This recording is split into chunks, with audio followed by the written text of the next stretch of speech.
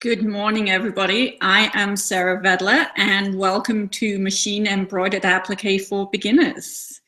We are going to just spend a couple of minutes making sure that everybody can hear me and see me. If you notice, I'm glancing down to my right-hand side here. I've got a laptop that is going to hopefully show me what you guys are all seeing so that we can make sure everybody is here. So whilst that is getting started, if you could find the comment box, which I think should be below the video screen, and let me know who you are and where you are, and just give me a shout out and let me know that you can actually hear me. Here we go. My screen is finally up over here. And let me see. Had a little bit of trouble with my internet connection this morning. I was all set up and ready to go on my big iMac. And I think the modem went. So I'm all switched over now. And using my little iMac. So Nancy from Reading, Pennsylvania. Good morning, Nancy. Good to see you. I'm having a little bit of a lag here on my internet. And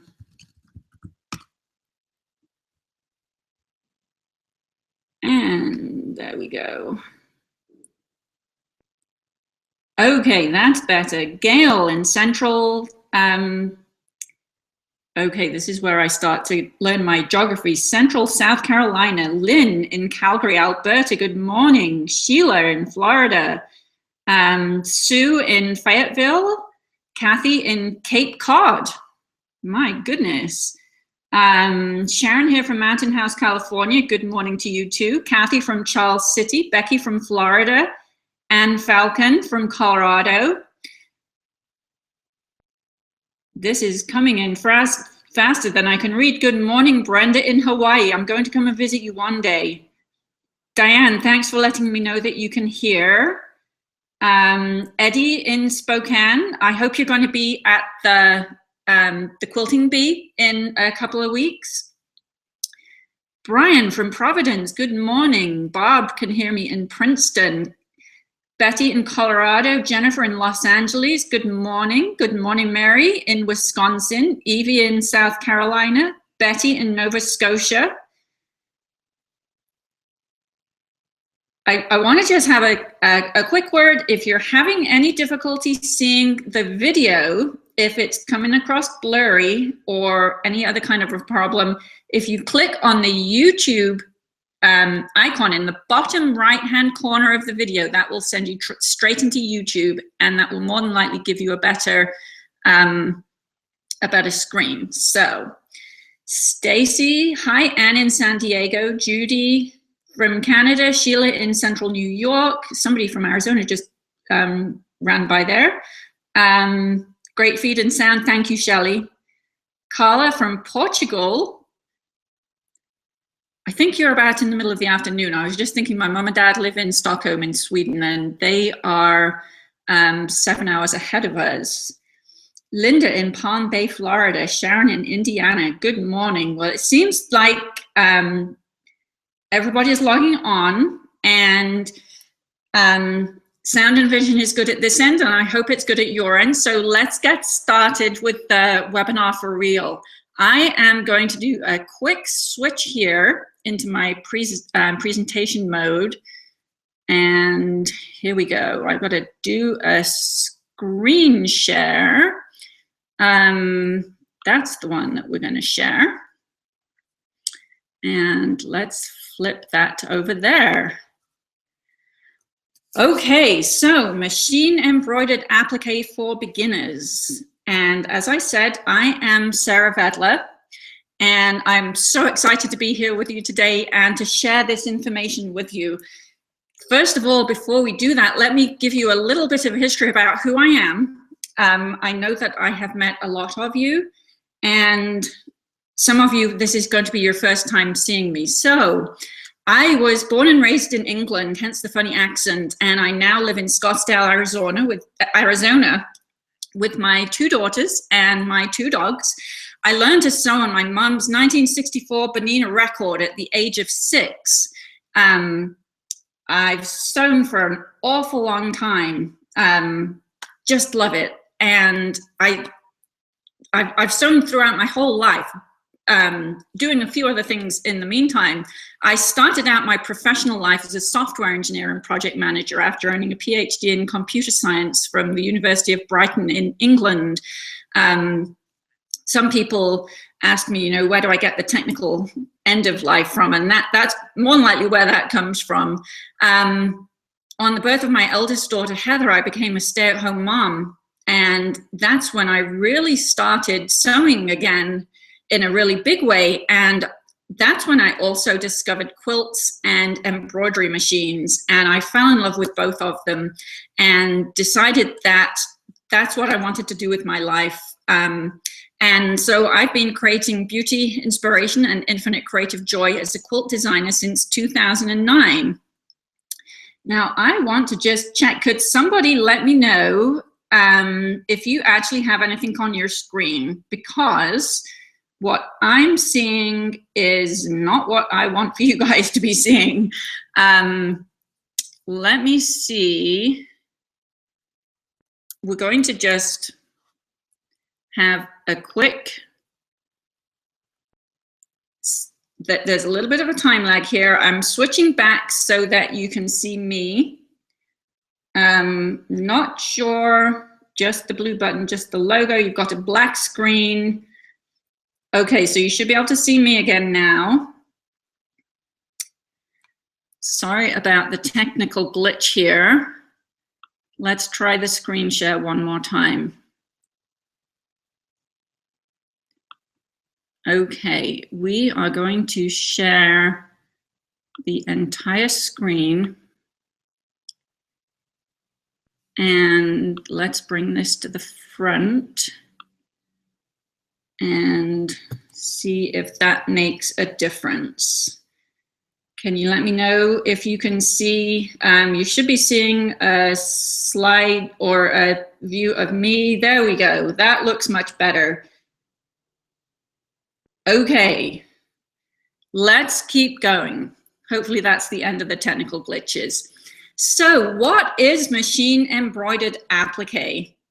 When I first saw quilts, I fell in love with the geometric nature of them. I totally love the symmetry of them, all of the fabulous designs that you can create with the piecing. I also fell in love with the quilting, the part that holds the whole thing together. And I saw the free motion work that people were doing, and I so badly wanted to do that. Figured that I was never going to be good enough or never going to be good at it. It looked like it was a fairly complex thing. Didn't have a lot of confidence in my ability to do it. And then I discovered embroidery machines, and the technical part of me came out, and I'm thinking, if I could program the embroidery machine to create the design and use it to stitch out the quilting, then I would be in heaven. That would be my absolute best thing that I could possibly do. So that's what I started out doing with my embroidery machine. I actually tried to do the quilting, and bearing in mind at the time I had a Bernina 165, an Artista 165, and it had the large hoop, which is about 5.5 inches by 9 inches. So it's not such a great big huge thing. And what I discovered was that quilting using that hoop in my embroidery machine was hard work. And it wasn't giving me the results that I wanted. So time went by, and not so long after, I discovered applique. Thanks to Ricky Timms and his beautiful quilts, I discovered applique, and I totally fell in love with that. And I decided that I could use my embroidery machine to do applique. And when I started out, I was doing a satin stitch around the edge, and then a new version of the software came out, and it had some beautiful fill stitches in there that could give you all kinds of lacy, airy effects, create lots of gorgeous texture, create lots of gorgeous color on the top of the applique, and create a whole design within the design. And that is what I mean by machine embroidered applique. Very simply, it's applique done using an embroidery machine. And the embroidered part of it is using the embroidery machine to its full capability. And so let me show you a few examples of what we've got here. There are lots and lots of stitches going on here. You can see you've got the applique, you've got the shapes, and then you've got all kinds of thread work on top of the shapes that are really creating a design within a design. If you look here at the Christmas tree that's right in the center of the screen, there are the big tall Christmas tree. You've got different colors of fabric behind the shapes. It's kind of like the wedge shapes in the Christmas tree, but there's all kinds of stitching on top of that to give you some gorgeous, gorgeous patterns. The two wedge-shaped trees on the right and left top corners of this little quilt here, that's all thread work on one solid piece of fabric there. So gorgeous results that you can create. So where do you start? Well, first of all, you need a design. Nothing's going to happen until you have a design. So let's find out how we're going to do that. The design that I'm going to be demonstrating with during this webinar is the Fantasy Flowers design, or it's actually the Fun Flower out of the Fantasy Flowers download that I hope you've taken advantage of and downloaded from my website. You will have received an email that looks just like this, only it'll have your name in there instead of my name. So it's going to say, "Hi, Sarah. Thanks for requesting Fantasy Flowers. Here is your download link," and click here. So where I've marked in the pink. Now, if you're purchasing a design, you're going to get a very similar email, and basically you're going to come up with this download link. So what you're going to do, click here, and it's going to take you into a Dropbox. Now, I have questions from people who aren't so technically savvy, so I'm putting this in here to make it easy for you. I want to make it really easy for you to get hold of the designs. So you're going to come into a Dropbox. It's going to show you all of the files that are in the download, and up on the top right hand corner in blue, which I flanked with those two pink arrows, there's going to be a download button. So what you're going to do is click on the download button, and it's going to give you two options. You can download as a .zip file, or you can save it to your Dropbox. Let's take a quick look at the save to the Dropbox. Now, I actually love this idea. Periodically, I will receive an email from somebody who says, "Oh my gosh, my computer crashed, my hard drive failed, I've lost everything. Is it possible to get a copy of the designs that I purchased from you?" And if you've purchased them directly from me as a digital download, even if you purchase the CD directly from me, absolutely. 10 seconds it takes to send you a link, and all is well in the world, and you have your designs again.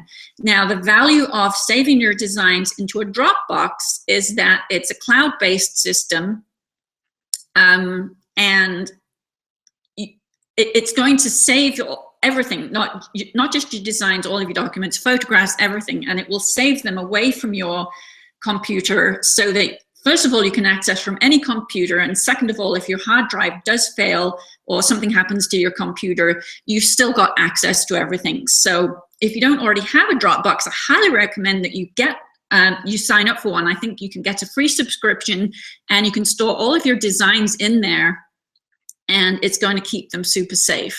I'm not going to go into how to create an account or log on, but I highly recommend the option of saving to the Dropbox. The other option is save as a .zip file. So if you choose that option, it's going to save the file or download the file directly onto your hard drive. And my recommendation is I download pretty much everything onto my desktop, because then it's easy to find. You want to really make sure that you remember where you put these things. Some of the downloads, you're going to want to give it a little bit of time, because there are there's usually, I try to give you a lot of instruction so that it makes it easy for you to do a step-by-step. This is exactly what you need to do. And so some of the files can be quite big. So give it a little bit of time to do its download. Once you've done the download, you're going to find the file and you're going to right-click on it. And then you're going to choose Extract All.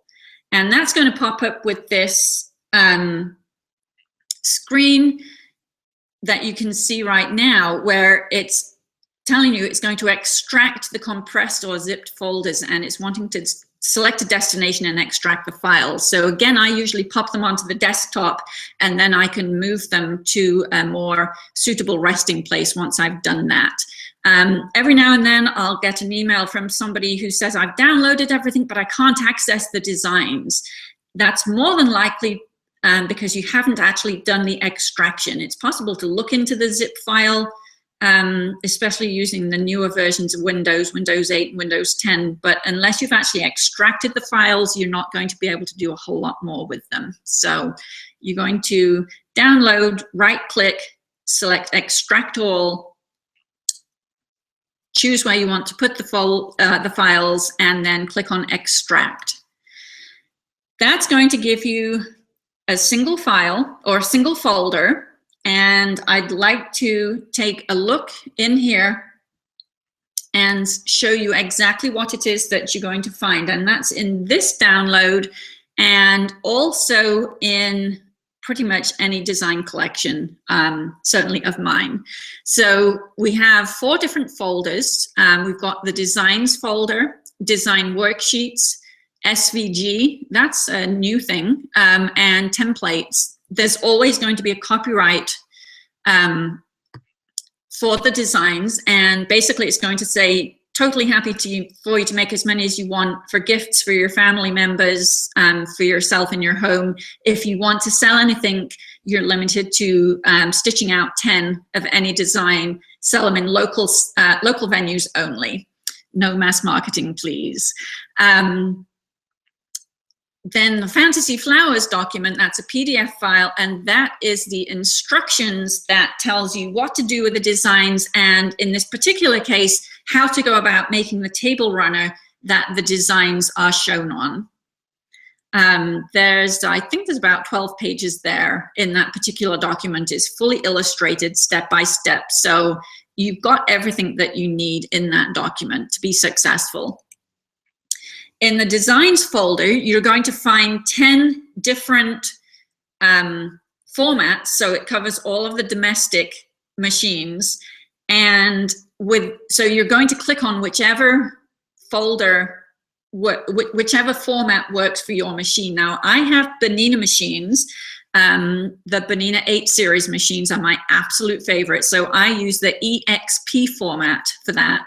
And so I would click into the EXP folder and I will find my designs. Now the EXP folder is slightly different to the others in that, or the EXP format is slightly different in that there are 3 files for each design. So there's always a BMP file, there's always an EXP file, and there's always the one that is called setup information.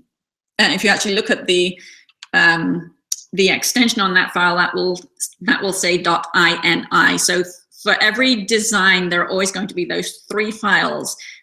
If you were to look in the VP3 folder, you would literally see 1 file per design, and I think that's the case for all of the other formats as well. So you're going to select those designs for the format that you need on your machine and copy them onto a USB stick. Unless you have a direct connection between your computer and your embroidery machine. The Design Worksheets folder is something that is definitely worth visiting. If you have a tablet, copy these files onto your tablet so that you can refer to them whilst you're stitching, otherwise print them out. And they're basically, it's an extension on a thread chart, let's say. So it's going to get, in most cases, it's going to be a couple of pages On the first page, it's going to give you a picture of the design so that you can see exactly what it is that's in the design. And then on the right-hand side, it's going to give you the color sequence of threads that you're going to be stitching. So it's going to show you the thread color number and name in the order that they're going to be used. Now, having said that, it's absolutely not essential that you follow my colors. In fact, I love it when people take the designs and put their own stamp on them by using your own colors. But those colors are there if you want them. Then on the second page, it's going to give you, it's called, the Bernina calls it a color film, but essentially it's going to show you what stitches out in each color. So this is the design that I'm going to be using in the demonstration today. So you can see on color number 1, you've got a crosshair, and that's my placement line to show me where to put the fabric. Then on color number 2, you've got an outline.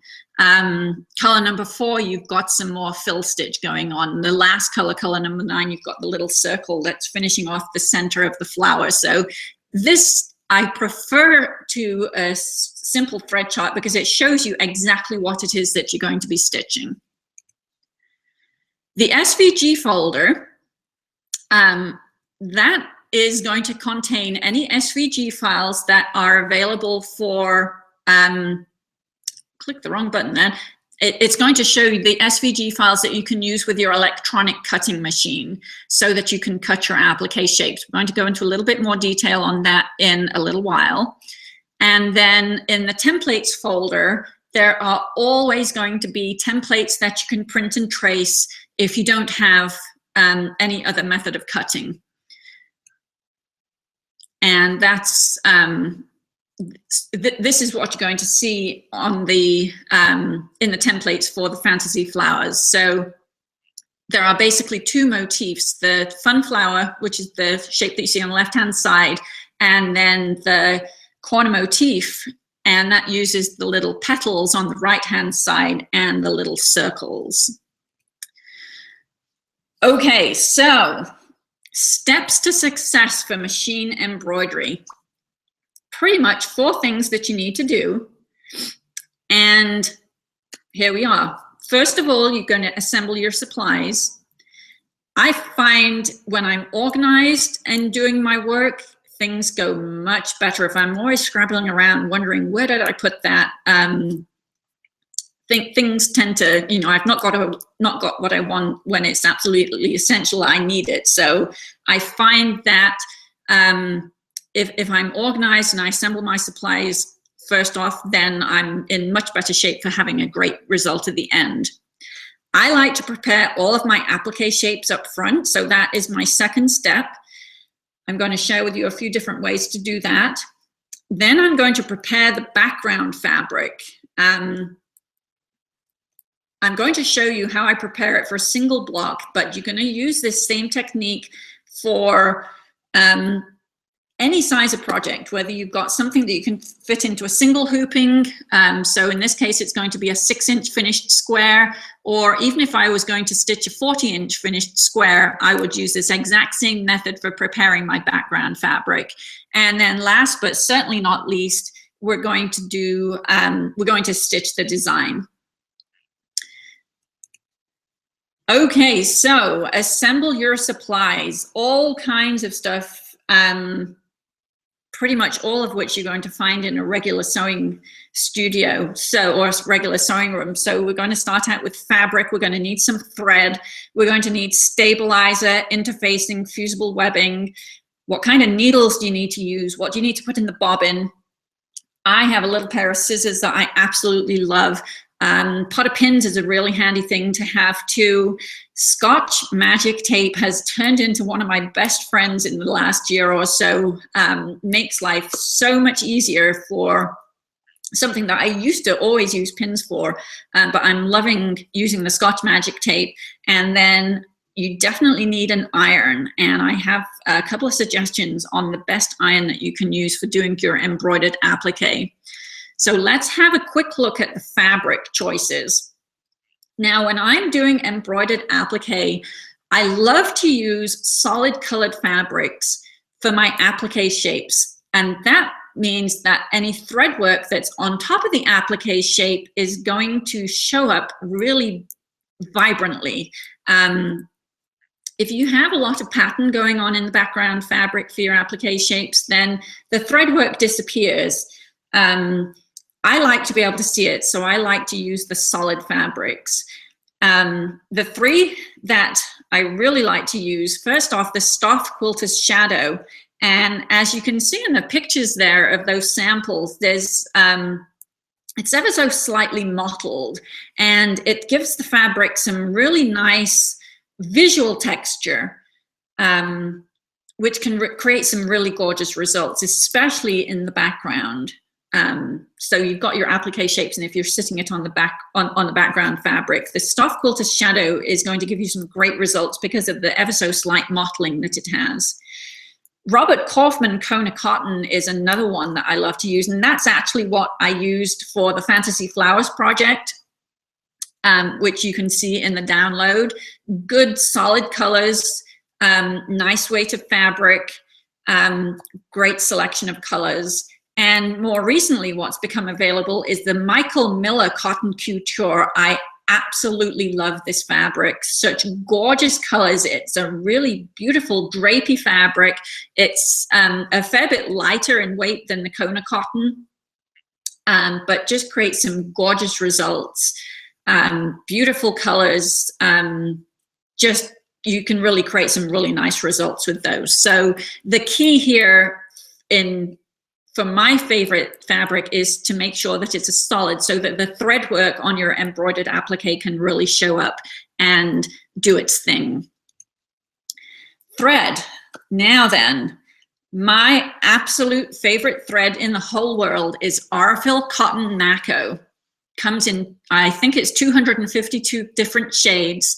There are 4 different weights. You can get the, let's see, there's the 50 weight, which comes on the orange spool, 40 weight comes on the green spool, 28 weight comes on the gray spool, and then there's the 12 weight, which comes on the red spools. I love to use the 50 weight, and I use it for nearly all of my piecing, nearly all of my quilting, and nearly all of my embroidery. Gives me gorgeous results. Now people ask me, why do I use the Aurifil? Well, I actually started using Aurifil when I was working with silk. Somebody had given me some silk, and I had said to her, so what kind of thread would you use on that? And she had told me that the silk has so much sheen on it by itself that she likes to use cotton because it's a much more matte thread. So it doesn't have the competing shine that a polyester would have.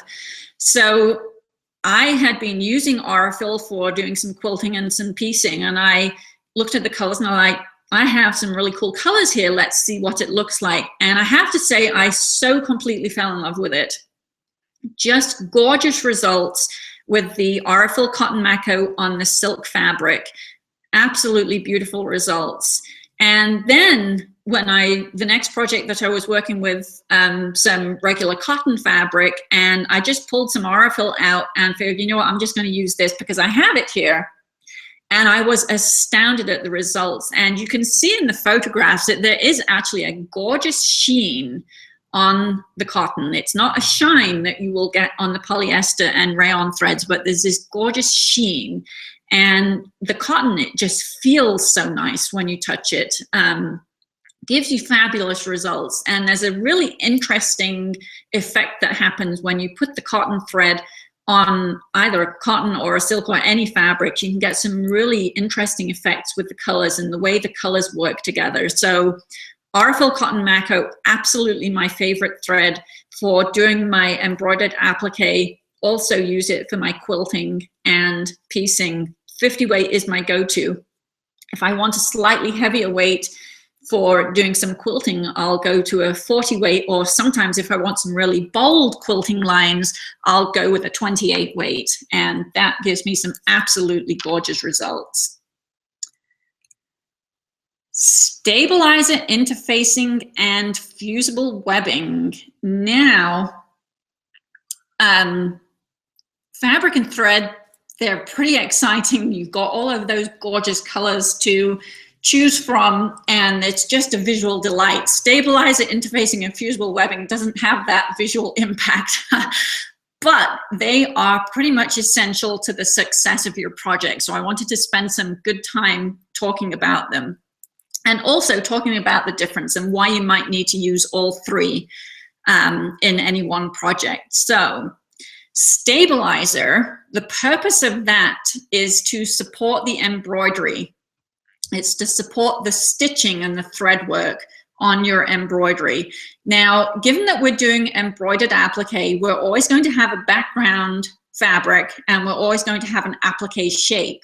So we've already got 2 layers of fabric, whereas if you were just stitching onto, if you were just doing embroidery onto a background fabric, you would literally just have the background fabric. So the fact that we've got an applique shape is adding some stabilizing to the project. But that said, you still need to make sure that you have a good stabilizer that is going to really support the embroidery. Now, my key is I use 2 pieces of stabilizer in pretty much any project that I do. It's going to be 2 sheets of the same. And the keys are, it's going to be a medium weight stabilizer, and it's going to be tearaway. Now, this is my formula for anything that I'm working on that's going to end up in a quilt or a quilted project, maybe a cushion,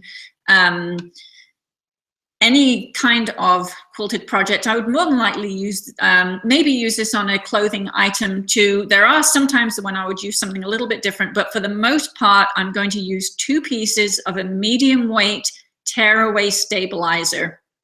I want to keep the stabilizer underneath the applique where all of the stitching is, but I want to be able to remove it from underneath the background fabric where there is no stitching. And I want to be able to tear it away rather than cut it away. One of the very first times I did embroidery, I used a cutaway stabilizer, and in the process of cutting away the excess, I actually cut the background fabric. I was devastated. So I figured, you know what, I'm not going to do that anymore. So tearaway stabilizer is one of my keys here. My favorite is OESD Ultra Clean and Tear. It's a really soft stabilizer. It feels good, and when I'm done with a project, it's really not going to add a huge amount of weight, and particularly it's not going to leave stiff weight.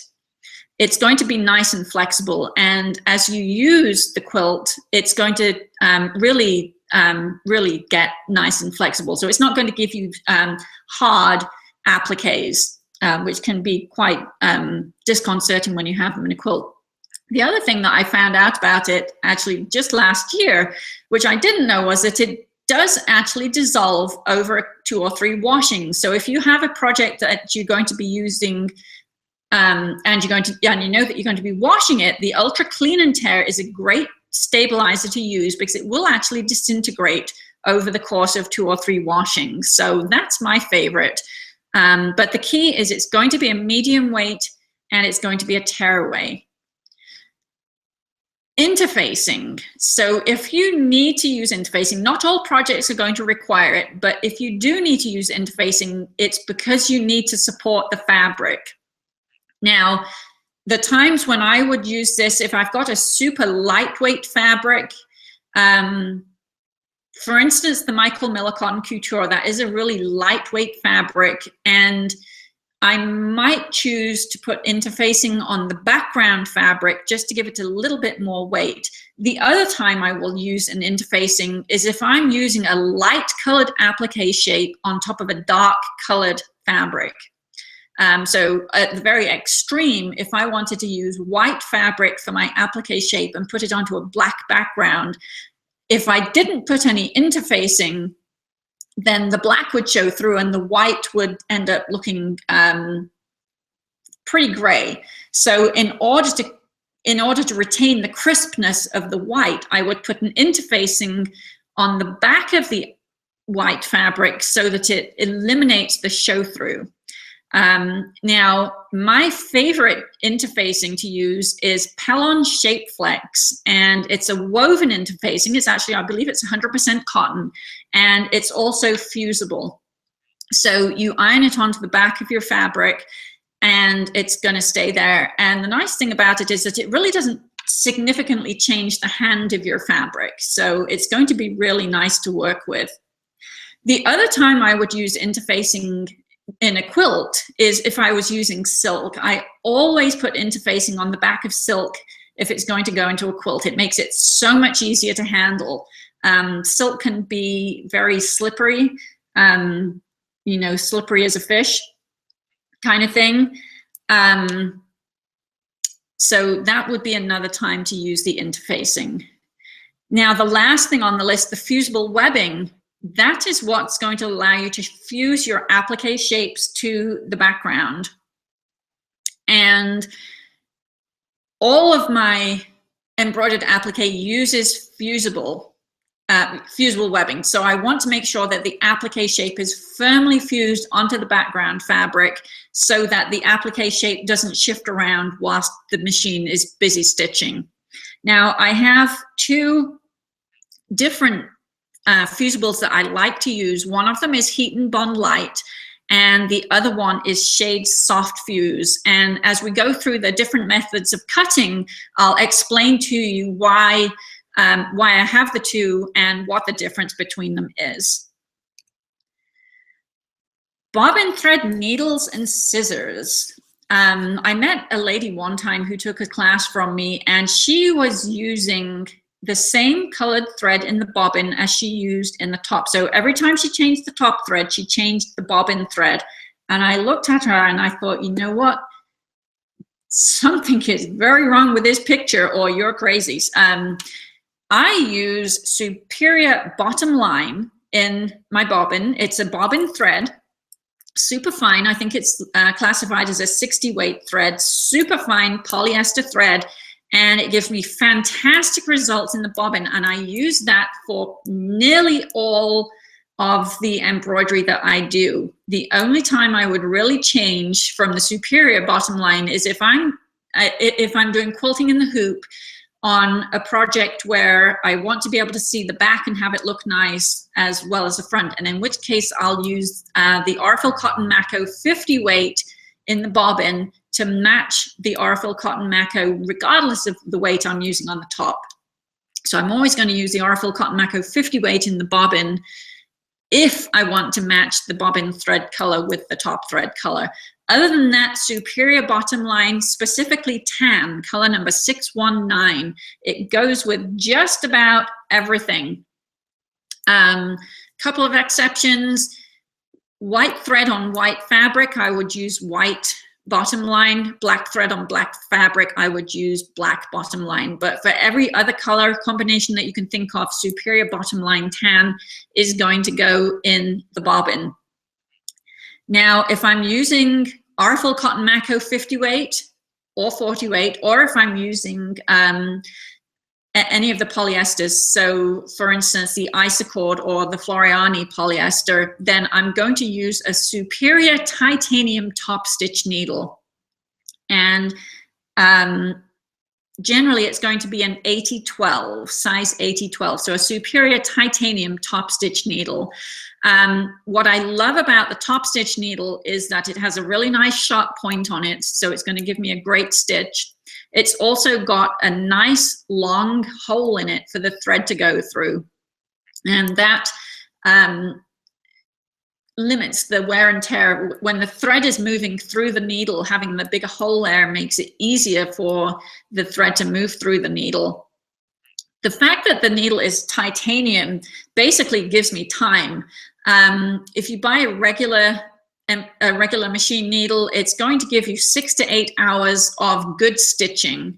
If you use a titanium needle, you could get up to 60 hours of stitching from that one needle. So you've got, you've got about 10 times more life in the titanium needle than you will have in a regular needle. And for the number of stitches that you're going to be doing with your embroidered applique, you really don't want to be changing the needle out every every day. So if you put a titanium needle in, that's going to give you some great results, and it's going to be long lasting. Now, I have a pair of Havel's double curved scissors next to every machine, on my ironing board, on my cutting mat, and then I have a spare in case I lose one. Can you tell that I love these particular scissors? They're, I don't know, they're 3 or 4 inches long, so they're pretty small, but they have this nice double curve thing going on, so it makes it really easy to get over the side of the hoop and trim really close to the surface of the fabric, so that you can clip any threads away. So these are my absolute favorite scissors, and in terms of trimming jump threads, you really want to make sure they're out of the way. So these little scissors really allow you to get in close over the side of the hoop. Now, the iron, you want to make sure with your iron that it's going to fit nicely into your hoop. And you also want to make sure that it's going to give you some decent coverage. So when I first started out, I had one of the teeny tiny little Clover mini irons, and it actually turned out to be not the best thing for fusing my applique shapes when I'm doing my embroidered applique, way too small. So what I found was actually a sealing iron, and this is used by people who do all kinds of modeling, you know, making tiny models. They use a sealing iron, and it is the perfect thing for fusing your applique shapes to your background fabric.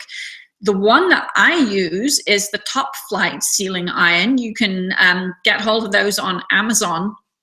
I think they're about $27, $28. The foot of the machine, or of the iron, it's about 3 to 4 inches long, maybe 1.5 inches wide.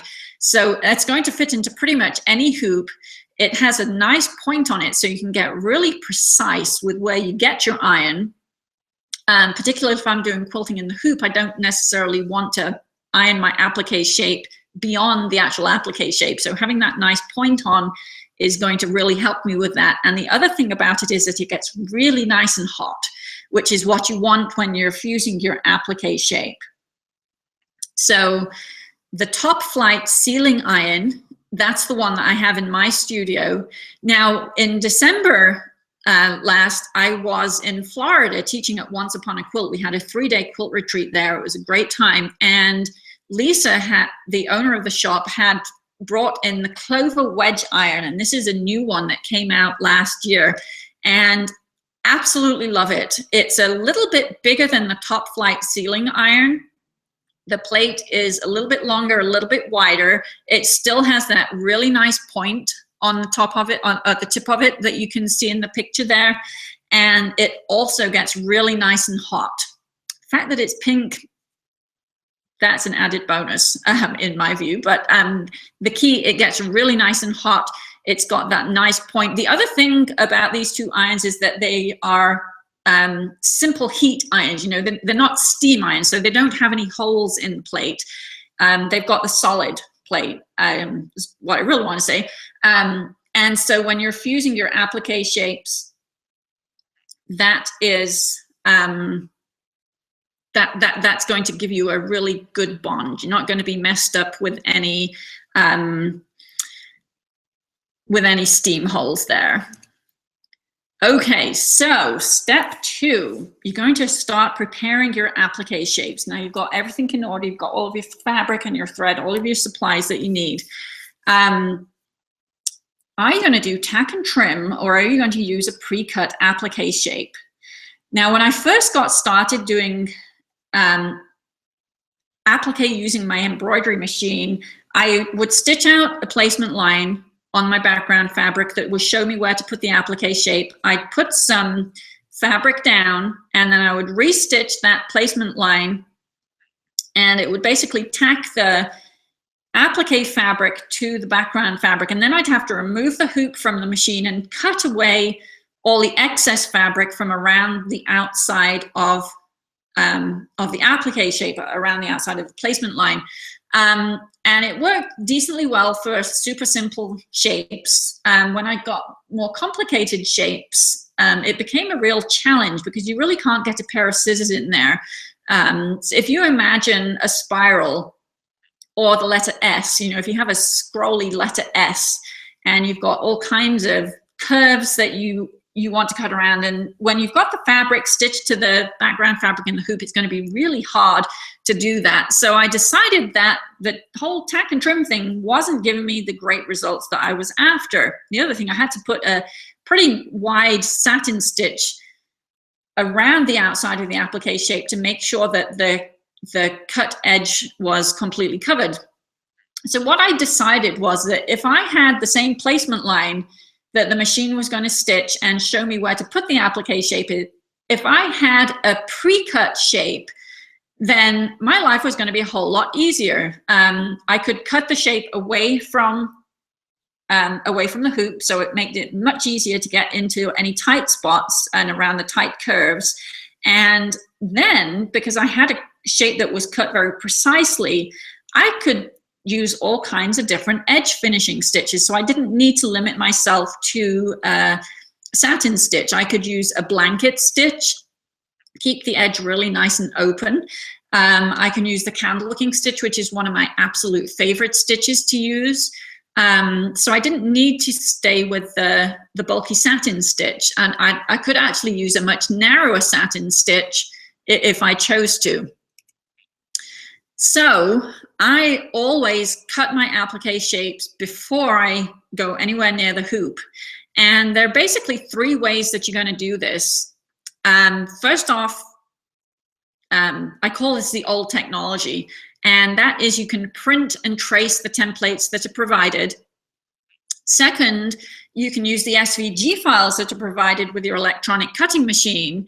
And third, you can use AccuQuilt Go Cutter and some dies if there are dies available. And for a lot of my work, there are AccuQuilt Go dies available, and that is also the case with the fantasy flowers. So if you're going to print and trace the templates, the first option, the key here is make sure that you're printing at 100%. So I have, you're going to be printing a PDF file. The screen on the left is showing the print screen from a Mac, on my iMac, and on the right-hand side, you've got the dialog box that pops up on Windows. Actually, this is under Windows 10. And so if you look in the pink rectangles, I've highlighted where on the screen you need to be looking to make sure that you print at 100%. More often than not, the default is a scale to fit. So in the Mac world, it actually calls it scale to fit. In the Windows world, it's just saying fit or shrink oversized pages. So you want to make sure that you're printing at 100%. That's basically your key to success if you're going to print and trace the templates. So basically, you're going to print the template out, then you're going to trace the template onto your fusible webbing, and you want to be sure that you mirror the template before you trace it, because when you trace onto the fusible webbing, you're actually tracing onto the bottom of the shape. On the backing paper, that's going to end up in the bottom of the shape. So you want to make sure you mirror the template before you do any tracing. And then you're going to apply your fabric or your fusible webbing to the back of your applique fabric. Make sure that you've got a really good bond going there, and then you're going to get a nice sharp pair of scissors and cut out along the lines. Now, that's how you do it. And then you see I've got big red letters at the bottom of this. Don't use this method. Even if you don't have any, if you don't have an AccuQuilt Go Cutter, you don't have an SVG file, I'm going to tell you right at the end a different way that you can at least do the tracing for your applique shapes instead of printing and tracing, to make sure that you get the absolute exact fit that you require for your machine embroidered applique. So don't use that method, but stay tuned because I'll be telling you what to do instead.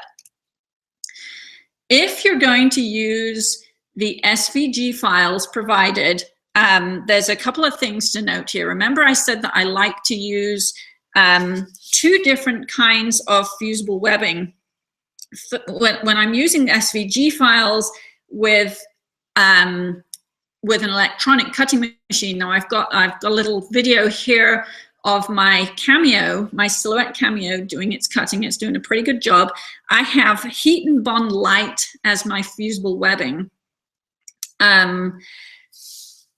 That turns out to be the best fusible webbing to use with the cutting machines. It's going to give you great results. It's a little heavier, a little tackier than the Shade Soft Fuse, which I like to use, but I find that I need that extra tackiness, the stickiness when I'm using the cutting machine. Now, as a really good example of that, you see the blue fabric. I was cutting circles on the blue fabric, and at the end, the fabric got tangled up in the blade, and it didn't do such a great cut. And you can see how it's lifted away from the mat. And the reason for that, I didn't plan this. This was kind of a coincidence that it happened, but it's a good point to show you that my fusible webbing didn't extend all the way down to the end of the fabric. And so the last 1/4 inch of the fabric didn't have any fusible webbing on it.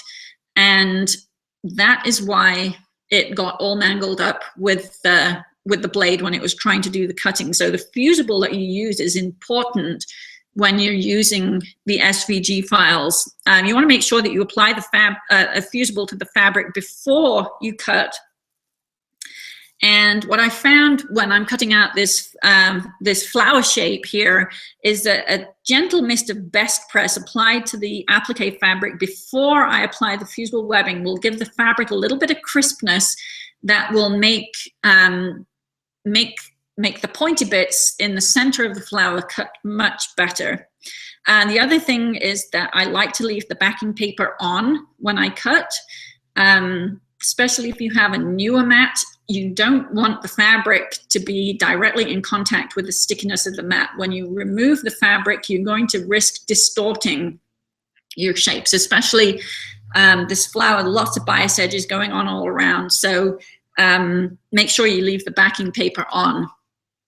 Now, if you go to my website, saravelladesigns.com, click on the blog button and then select the category Silhouette Cameo, I have a couple of different articles that I've written on how to best cut your applique shapes using the Silhouette Cameo. They also, the information does apply to the Brother Scan and Cut or the Artistic Expression from Janome, any of the cutting machines. I've got a couple of different articles that I've written there that's going to give you step-by-step instructions on how to get great cuts using the SVG files that come with a design collection and use them with your electronic cutting machine.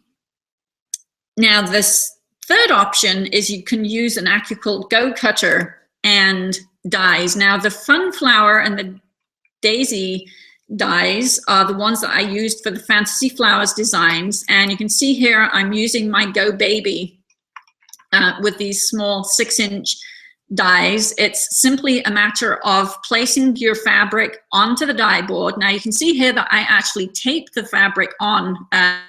It did slip a little bit, but if you tape the fabric onto the die board, that will eliminate some shifting, and then you're basically going to just crank the handle with the die to push the die through, and that's going to give you a great cut. Now, my favorite fusible for using the Go cutter is Shade Soft Fuse. If I could use Shade Soft Fuse with the electronic cutting machines, I would do. It's a gorgeous, soft fusible. Give me a really nice fuse, but it's a really fine fuse, so it does a great job, but it's pretty much no gumminess, no gluiness to it. So whenever possible, I love to use that. So when I'm using the Go cutter, I will definitely use the Shade Soft Fuse. And again, you want to apply your fusible webbing to the applique fabric before you actually do any cutting. Step 3, hold on whilst I take a quick drink of water here.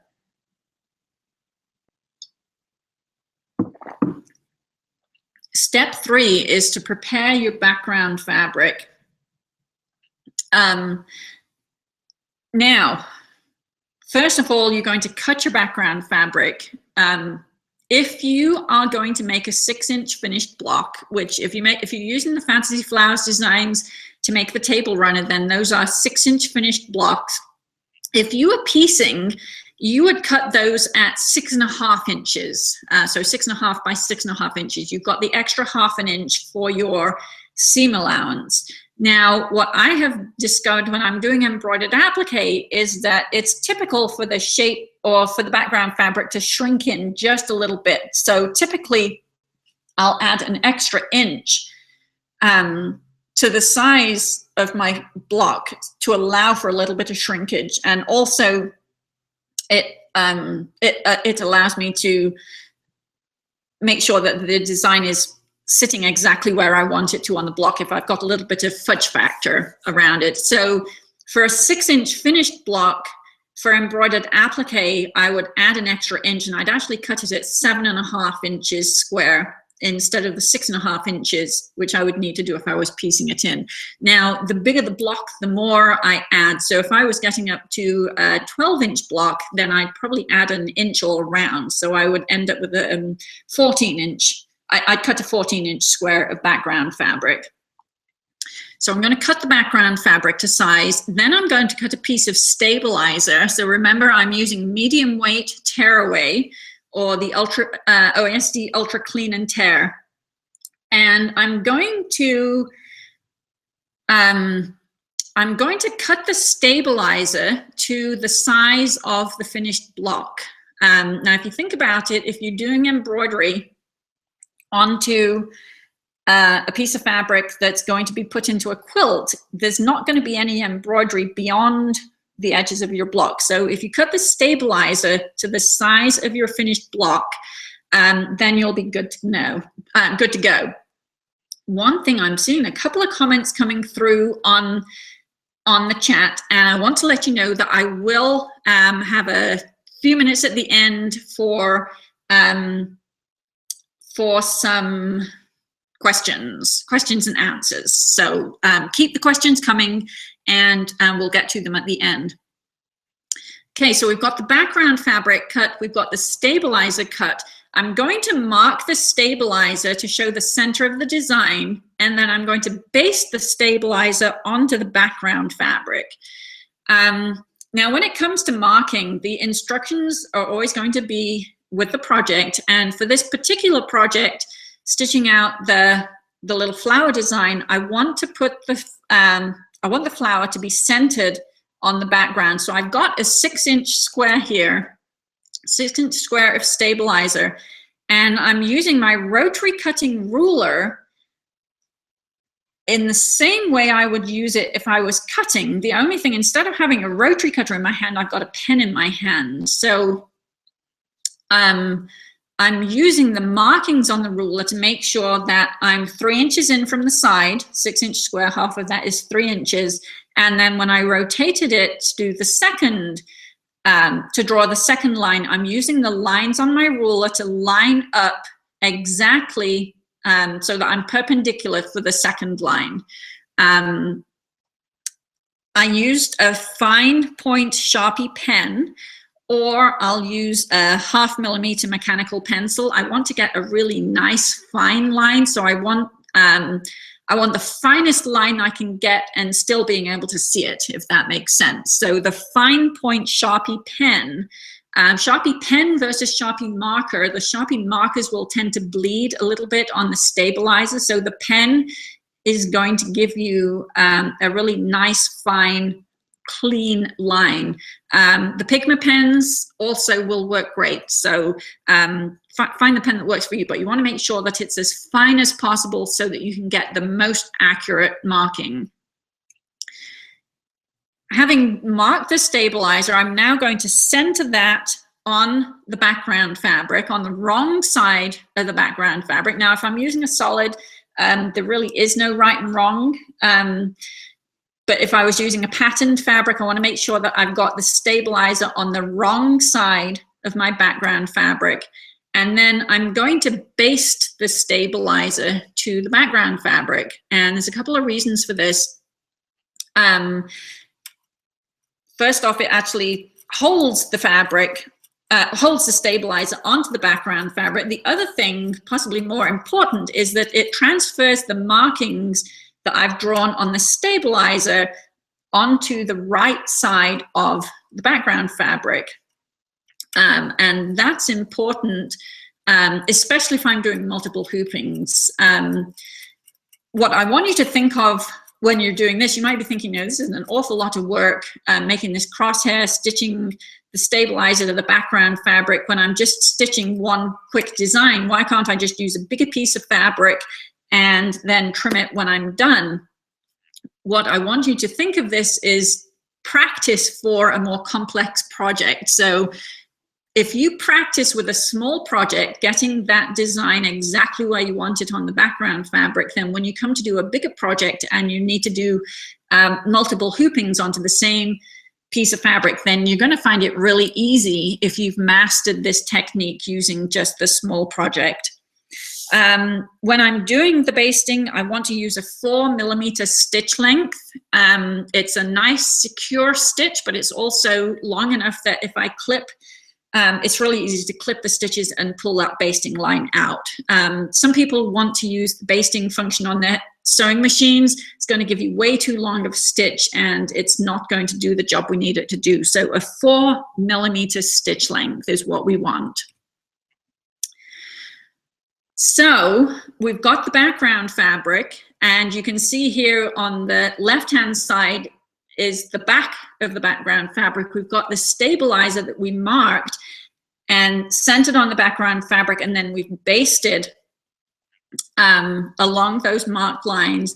So when you flip it over, and this is what you can see on the right-hand side, now having basted along those marked lines, the front of the fabric is nicely marked. And you can see exactly where the center is. Now, I stopped marking my fabric using marking pens a very long time ago. What I discovered was it's really easy for any pen or pencil that you might have.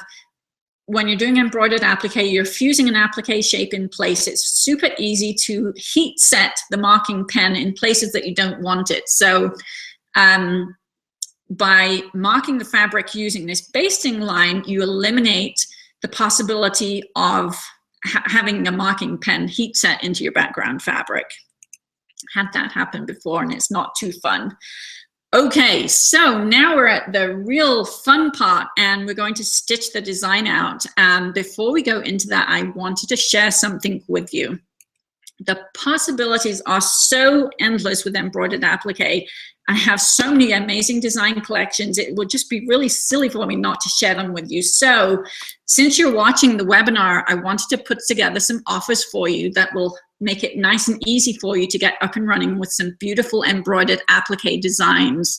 So first of all, real simple, is the Go Bloom design collection. Now this is the, oops, wrong key. This is the design collection that the 2 designs in the Fantasy Flowers download come from. So there's just so many possibilities that you can do with this. There are 14 different flower designs, gorgeous flower designs, and you can use them on all kinds of things, on a tote bag, on a jacket pocket, on a jeans pocket. You can use them on pillows, quilts, all over the place. And the collection also comes with the instructions to make that quilt that's shown there, and that's a 40-inch square. And there are also 4 pillows, 2 of them finish, or 4 squares, 2 of them finish at 17 inches, 2 of them finish at 15 inches. So you can create a coordinated look for your living room, you know, a little throw quilt over the back of the sofa and some matching pillows. So the regular price on that is $45. For today, watching the webinar, the special price is $37. That's a savings of $8 or 17%. That's a really great deal. Don't usually do sales on my website, so just special for people who are watching the webinar. The second offer is the Flower Design Collection bundle. So this is going to include Go Bloom and also the Garden Party collection. Now, Garden Party is actually one of my very first design collections that I put together. Gorgeous little flowers, 3 different sizes of flowers. And the thing that I love the most about it is the pots. So you can create little flower pots. Now, I don't know about you, but I do not have a green thumb. I have a real hard time growing live plants, but I can put quilts together and make flower pots with my embroidery machine, and no watering required. They stay gorgeous and vibrant all year round. So the Garden Party collection has these beautiful little pots in there. Also comes with some instructions that you can use the designs on a journal cover, on an apron. There's this really cute little wall hanging with the flower pots there, tote bag, and you can see on this garden tote bag that we've actually used the designs without the applique shapes or without the applique fabric, and that's another thing that you can do. So gorgeous results to cheer up your day, especially if you're in somewhere in the US or anywhere in the world where it's snowing right now. We're in Arizona and it's gorgeous and beautiful, but these designs are really sure to brighten up your day. So total value of this bundle is $94.99. I'm offering it to you today for $77. That's a savings of $17.99 or 19%. Great combination of designs. You can mix and match the flowers, use the pots, and create some really gorgeous wall hangings. Third offer, the Embroidered Applique bundle. Hearts, flowers, stars. This is going to get you up and started. You can create so many things with the designs in these collections. The Hearts collection is one of my oldest design collections. I just love these designs. It's, I think, my best-selling design collection. Beautiful hearts. It comes with instructions to make the silk hearts quilt here. Gorgeous thread work. The Stars collection also comes with instructions to make the Stars quilt. Lots of stitching on the backgrounds to create some just amazing results. You can interchange the hearts and the stars on either of the quilts too. So that's a total value of $253.99. I'm offering it today for $197, a savings of 22%. So all kinds of things that you can do with those. If you want to purchase the webinar specials, then go to sarahveteladesigns.com/MEA4B. First letter of Machine Embroidered Applique for Beginners, MEA4B, and purchase before Monday, midnight on Monday, to receive the webinar special price. So you can have a whole weekend of fun doing some gorgeous machine embroidered applique with all of the information you're learning today. Let's get right back into how to do step 4, stitching the design. So you've got all of your materials ready, you've got your applique shapes cut out, you've got your background fabric prepared. You're going to load the design into your embroidery machine. You're going to load a piece of stabilizer into your hoop. So the same stabilizer we used before. It's a medium weight tearaway. The OESD Ultra Clean and Tear is my favorite. And you're going to load the hoop onto your embroidery machine. Now notice here, I'm not putting any fabric in the hoop. The only thing that goes into the hoop is the background fabric. No hoop. Okay, scratch that. The only thing that goes into the hoop is a stabilizer. That's what I really wanted to say. The only thing that goes into the hoop is your stabilizer. The background fabric, as you're about to see, is going to sit on top of the stabilizer. Lots of advantages for doing this. Means you can get the design exactly where you want it really easily. So, hoop on machine, designs ready to go. You're going to stitch color number 1, and that's a placement line for the background fabric. So you're going to stitch this directly onto the stabilizer in the hoop, and it's going to match the markings that you've made on your background fabric. So in this case, it's a simple crosshair. it's going to stitch right onto the stabilizer, and it's going to, this is the key for getting the design exactly where you want it on your background fabric. So there's your mark. You're going to now remove the hoop from the machine. You want to make sure that you keep everything intact within the hoop, so the stabilizer stays in the hoop, but you're going to remove the hoop from the machine and take it over to a padded surface. Now, I like to use the June Taylor Cushioned Square and Blocker. That's the June Taylor Cushioned Square and Blocker. It's a padded ironing board. It's about 18 inches by 24 inches. It has the soft padded surface, and then it has a board in the middle of it. It does not have a cutting mat on the back side of it. So, and the key, that's the key. You don't want the cutting mat on the back side. You can push a pin in through the top, through the padded surface, and you actually get it all the way down into the board. It's going to give you a really good pivot point for aligning your background fabric onto the stabilizer in the hoop.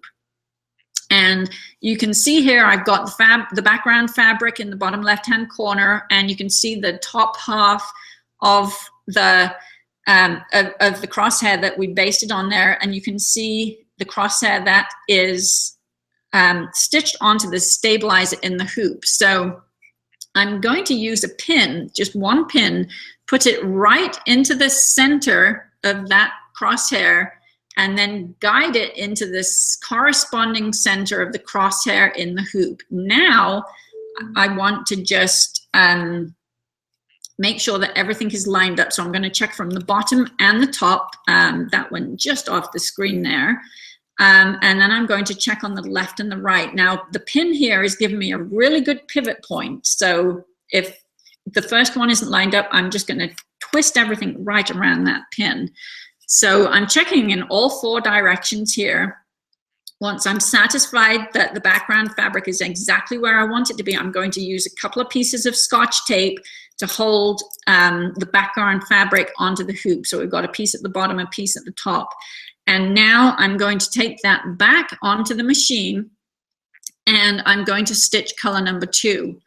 And this is a basting line that is going to hold the background fabric onto the hoop, and it's followed by a placement line for the applique shape.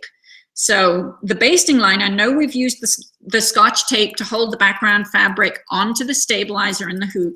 I want to be absolutely sure that everything is secure, hence the basting line. Now I could use just the placement line for the applique shape, but the other thing that the basting line is going to do is going to make sure that the fabric doesn't pull in when I'm doing the stitching on the applique shape. So now we have the placement line for the applique shape coming along, and it's you can actually see here on the, I'm busy pointing at my screen, just realize that you can't see that, but if you see that the 2 bottom petals and where the point comes up and it actually lands right on the center line. One thing that I forgot to tell you here, I always want to make sure before I go back to the machine with the hoop, having gotten this background fabric centered, I want to do a couple of checks to make sure that everything is lined up correctly. So first of all, I'm going to hold the hoop up to a light source, up to a light, or hold it up to a window, and I'm going to look at it from the back so I can see the stitching line, that the placement line that's been stitched onto the stabilizer, and I can also see through the stabilizer. I'll be able to see the placement line that, or the basing line that marked the center of the background fabric, and you can see that those 2 are lined up. So you want to go for them being perfectly lined up. Next thing I'm going to do is I'm going to hold the hoop up next to the screen on my embroidery machine and make sure that I've got everything the right way up. Not such a challenge if you're just doing one design on one piece of background fabric, but if you were doing multiple hoopings onto a piece of background fabric, that's a really good check just to make sure that the design looks like it's going to be sitting in the right place. Now, having stitched out the placement line, I'm going to go back to my ironing board, and first off, I'm going to clip the basting lines that's showing me the center. I want to get rid of that basting line from underneath the applique shape.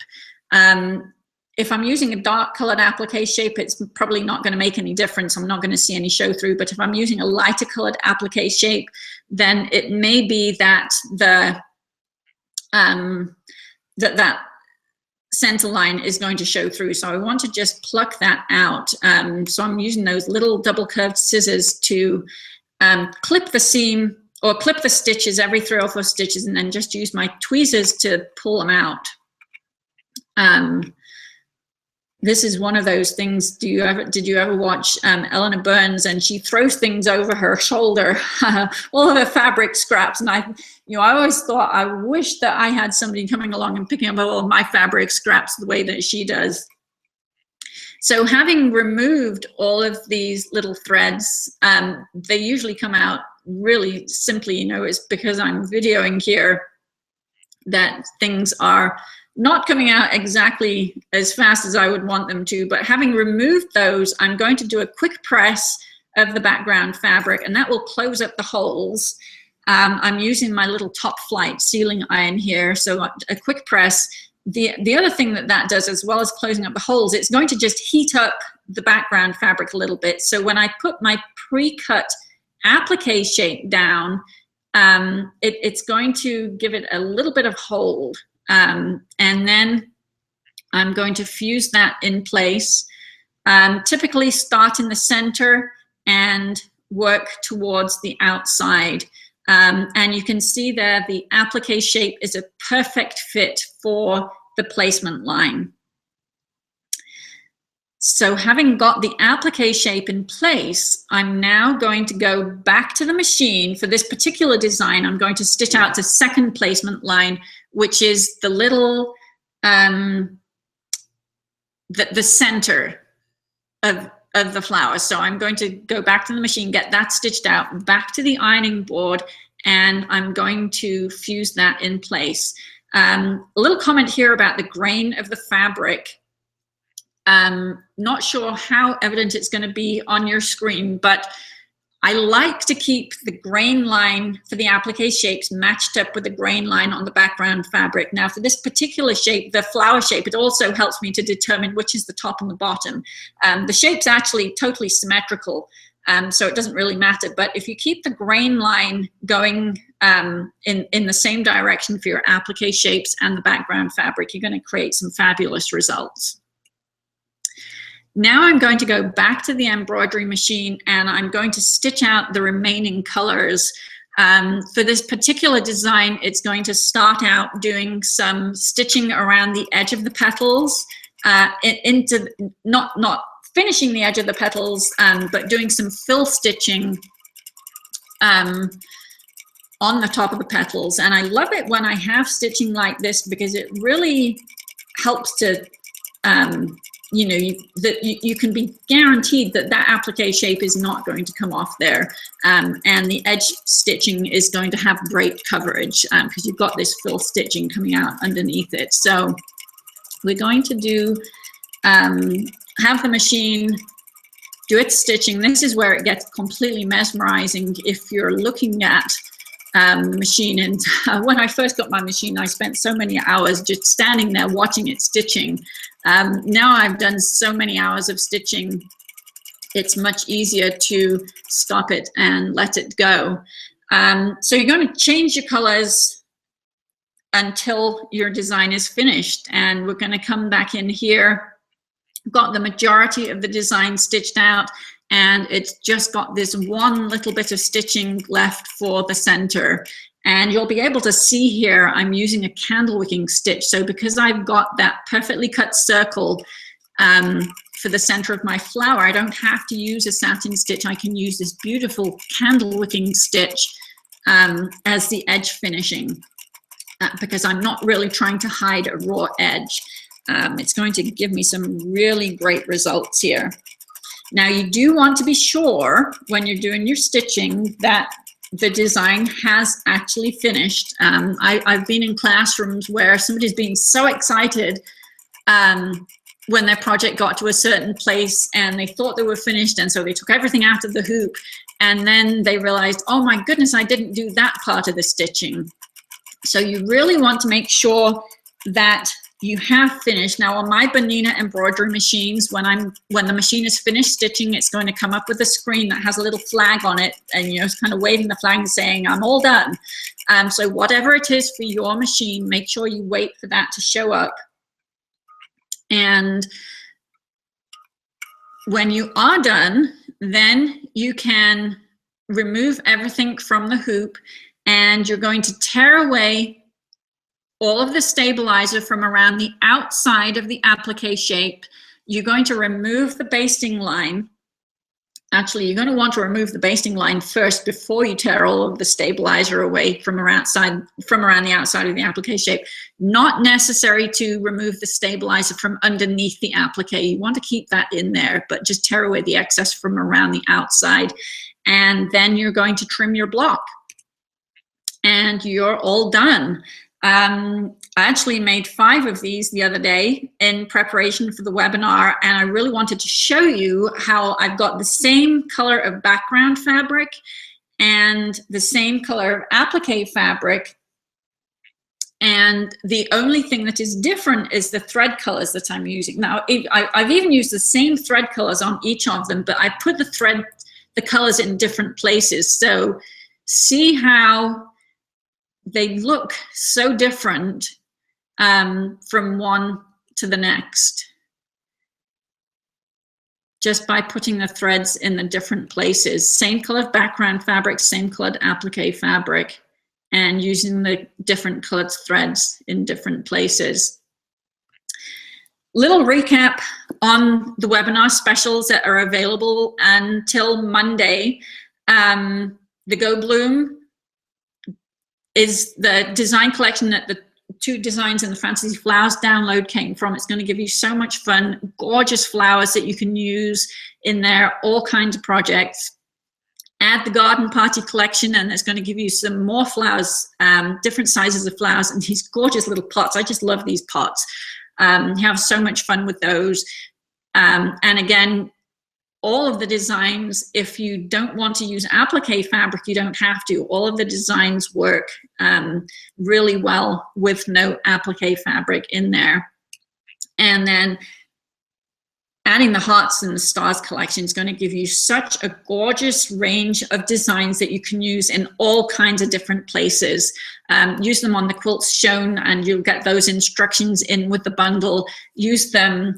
I did a sweatshirt jacket one time with one of the big stars stitched on the back, just fabulous. Cushions, pillows, all kinds of different things that you can use them with. And the technique for stitching all of those things is exactly the same.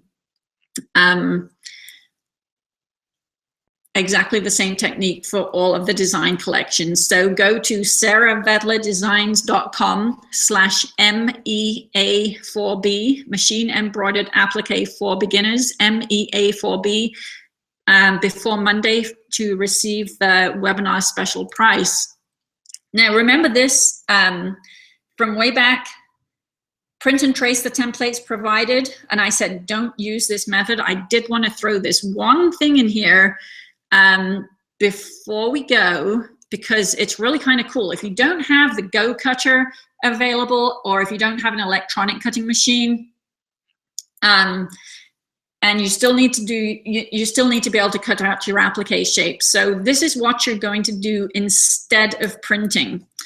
And I wanted to leave it until the end so that you'd seen how the design or the stitching process works. And hopefully now you'll be able to remember the different parts of the stitching process, so it will make more sense. So you're going to load the design into your embroidery machine. You're going to load a piece of stabilizer into your hoop. Then you're going to stitch the basting line in color number 2. So you're going to skip past color number 1, and you're going to stitch the basting line in color number 2. And once that basting line has finished stitching, then you're going to stop the machine. So you only need to be paying attention there, because you're stopping the machine halfway through a color. Now you're going to remove all of your thread from the machine and turn off any thread sensors so that the machine will stitch without thread. Then you're going to take your applique backed,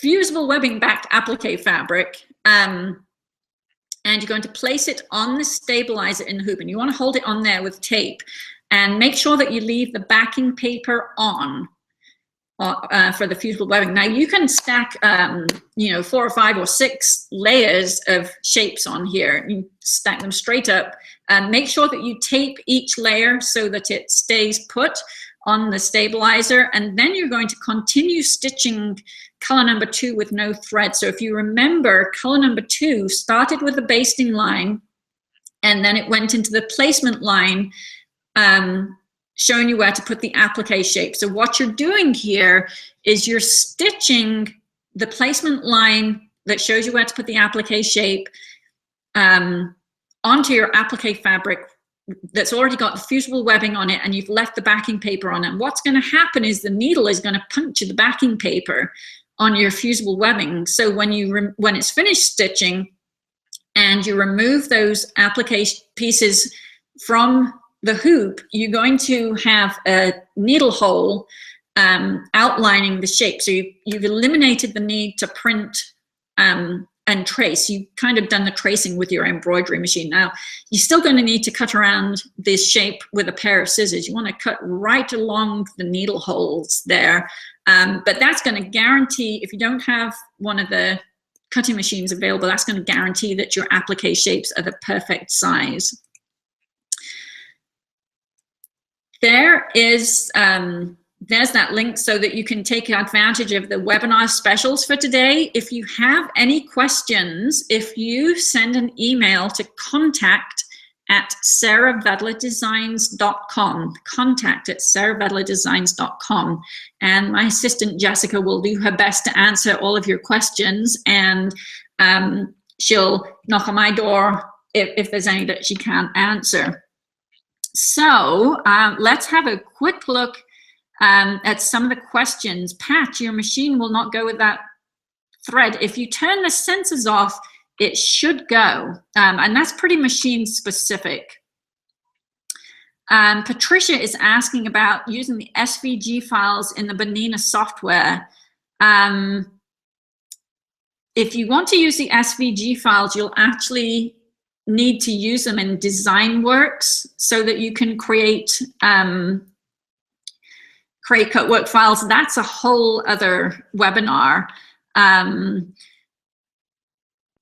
think I probably need to do a blog post about that. So keep an eye on your emails, and we'll see what we can do about that. The need for notes you can't write fast enough. There's definitely going to be a replay available for you guys. So you can watch it over and over, and on the replay you'll be able to use the pause button so that you can stop and write your notes. And I'll also make a DVD available. It's taken about 2 weeks to get the video downloaded and to the people who make the DVDs, but that will be available. So watch your email for that. Let's see, questions are coming in. All kinds. I have a new Bonina embroidery machine. Downloading onto specific machines I haven't covered today. That's one thing that I'm hoping to do in the future. Put together some videos for you so that so that you've got. I'm unpacking my machine from out of the box. What in the world do I do with it? What's the brand of soft fuse? It's literally called soft fuse. Don't know if it has a brand beyond that. Which die cuts for AccuQuilt? For the fantasy flowers, you need the fun. I have these written down somewhere. You need the fun flower die, which is number 55334, and you need the daisy die, which is 55327. Thanks for all of the great comments you've got coming through here. I love to do these webinars for you. love to do designing for you, and I'm so happy that you guys continue in your support. You make my day. So what I'm going to do with all of the questions is I'm going to go through all of them and pull together the different questions that you guys have, and I'll send them out to you in an email. We are about at the end of our time here together. So thank you all so much for being here with me this morning. I hope you're going to go home and turn your, or probably already at home, I hope you're going to go turn your embroidery machines on and have some fun stitching using everything that you've learned. And check in your email tomorrow, and I will make sure that you have access to the replay so that you can take your notes as you need to. So thank you so much, and I will talk to you again soon. Have a great day.